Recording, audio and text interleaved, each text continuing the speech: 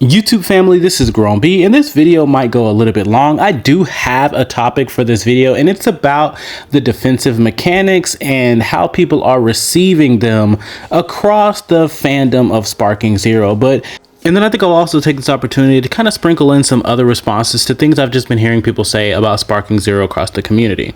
And then a big comparison that I want to make to Tekken once I get my first couple of points out of the way. Let's get started.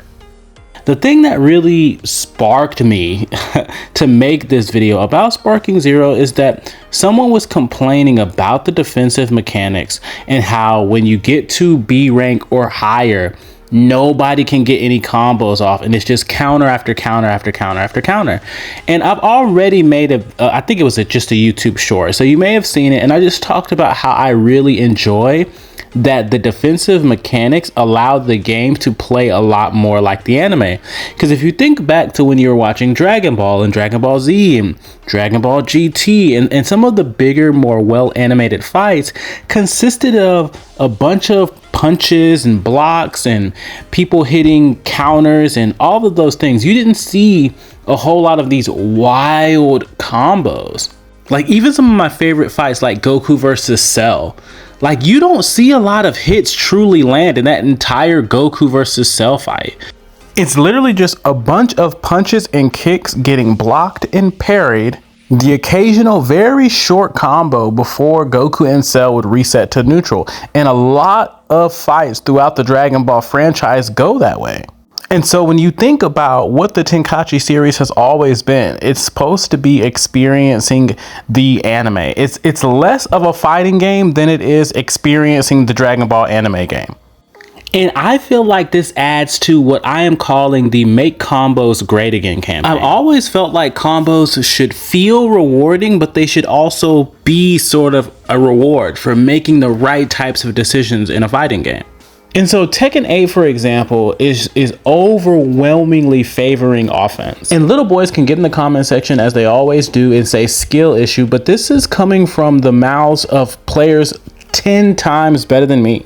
Like FDX talks a lot about how defense in Tekken is just continuing to pressure with your offense, because it's really difficult to just guard against every option that a lot of the characters have. And so it started to feel like even if you weren't in true 50-50 coin flip situations, you always felt like you had to guess.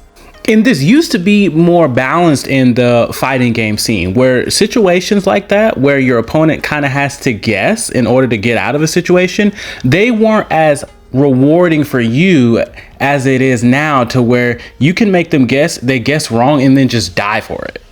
And so Tekken 8, there's so many characters with so many matchups and so much frame data to learn that it seemed like online just became, I'm just going to jump online. Hopefully I run into somebody who doesn't know the matchup, and if they don't, we're just going to kill them.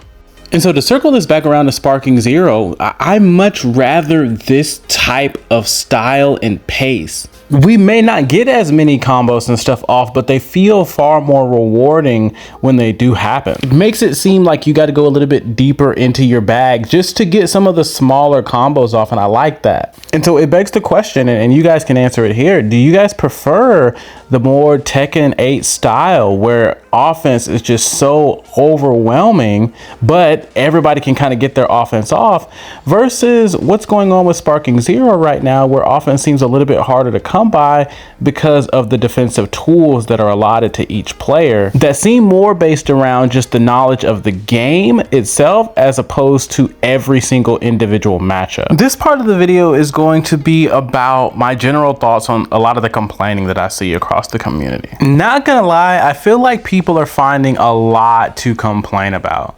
Right? The first week it was, oh my gosh, everybody wants to play fusion characters. Then it's take after image strike out the game. Then it became people complaining about the giant characters. And now the list of quote unquote unrespectable characters is like massive now. It's almost as if people only want you to use the characters that they feel like they can beat every single time and get all the way up to Z rank. And I think for me, I can't determine if it just comes with playing games a lot, or if it just comes with getting older as a person. But I just don't want to sit here and complain about games anymore. Like, I feel like somewhere around 2013, it began to become the era of complaining about games all the time that we play. And the truth about why I would game in the first place got really foggy. And that's one of the biggest reasons why I've made a couple of videos just reminding people that you are responsible for having fun on the game that you've invested either time or money or whatever into. And so when I really locked in and realized like gaming is supposed to bring me joy, I did two things. I said to myself, dude, you got to get over yourself.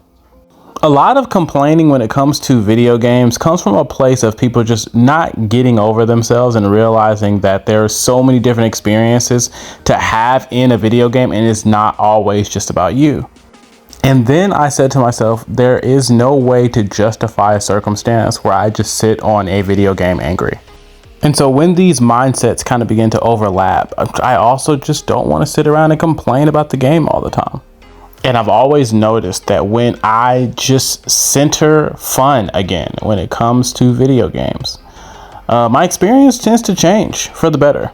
And as I said, this was going to be just a little bit of me just dumping a few of my thoughts. So feel free to let me know what you guys think about anything that we discussed today, because here we are at the end of the video.